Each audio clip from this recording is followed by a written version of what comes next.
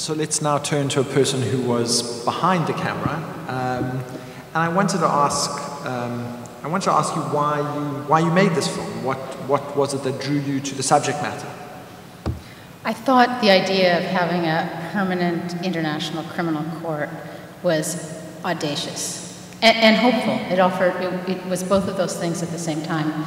And Paco, Dionys, and I were in a small town high up in the Andes in Peru, working on our previous film, State of Fear, which is about the Peruvian Truth and Reconciliation Commission. And it was really someone who worked with the Peruvian Truth Commission that started to tell us about the International Criminal Court, and Paco and I said, "What's that?"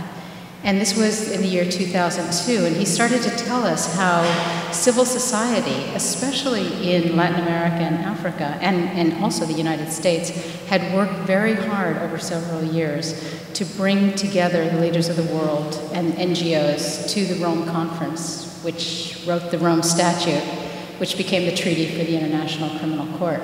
And it was a fascinating story, and we thought it would make a great film. And the more we thought it would make a great film, and the more we started to talk to people, we realized how little people actually knew about the case. And I'm talking about engaged attorneys in different parts of the world who were very confused about what the International Criminal Court was. So we thought if we can tell this story in an engaging way, we can bring people, many, many, many more people to the discussion, because what film does best is give people an emotional experience and hopefully make them want to know more and make them want to be more active. So from the perspective of filmmaking, there's a long tradition of films which are set around courtroom dramas, and you get to see the trial come up, and you get to see the gotcha moment from either the perspective of the prosecutor or the defense, or you watch the jury.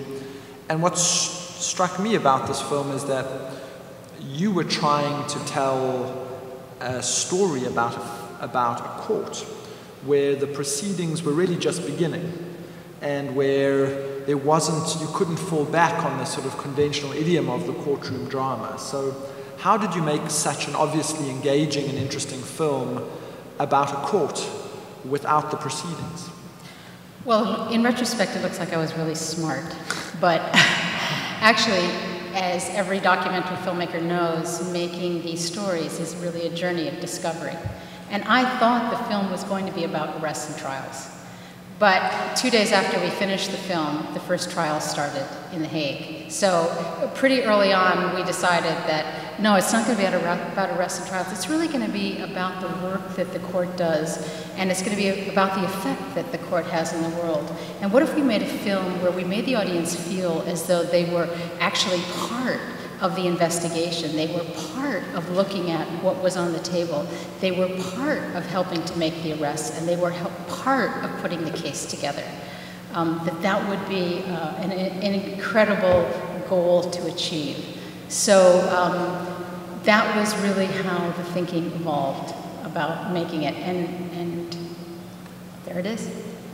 And you started your first filming, as I understand, was in The Hague, and then you moved to the field and had those really moving scenes in Uganda and in the Congo and then in Colombia, which is a different kind of experience. But tell us a little bit about that, almost that emotional journey from seeing the court, that imposing, beautiful building in The Hague with the Dutch bells and the clean and orderly city, to scenes of real savagery in northern Uganda and in the Congo. What did that do for you as a human being and as a filmmaker? I really wanted to start the reckoning in the field, but the confirmation of charges hearings against Thomas Lubanga were coming right up, and so we went to The Hague. And as all lawyers out there know, and all documentary filmmakers who try to make films about judicial processes, it was put off. And actually didn't start for several more months, but there we were in The Hague. And actually the very first interview we did for this film was with Christine in The Hague. So I thought that was a very good beginning. Then the idea was to film the different worlds in a different way. So we wanted to film The Hague in a very minimalist, high-tech way. but not to differentiate it in an alienating way from the situation countries, just to make it that there were these forces around the world that were trying to change a culture of impunity.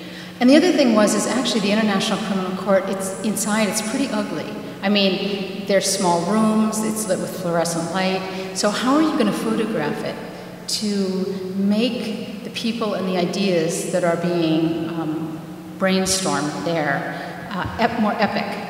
And so we chose very carefully a great cinematographer to try to communicate the ideas both in The Hague and then in the situation countries where we went later. I really wanted to go to the situation countries first because I wanted to be on an equal basis with the attorneys and the investigators and the prosecutors in The Hague, many of them who had been to the situation countries.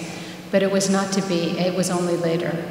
But over the 3 years of making The Reckoning, going to the situation countries and sharing that experience with them, I think helped us make a better film.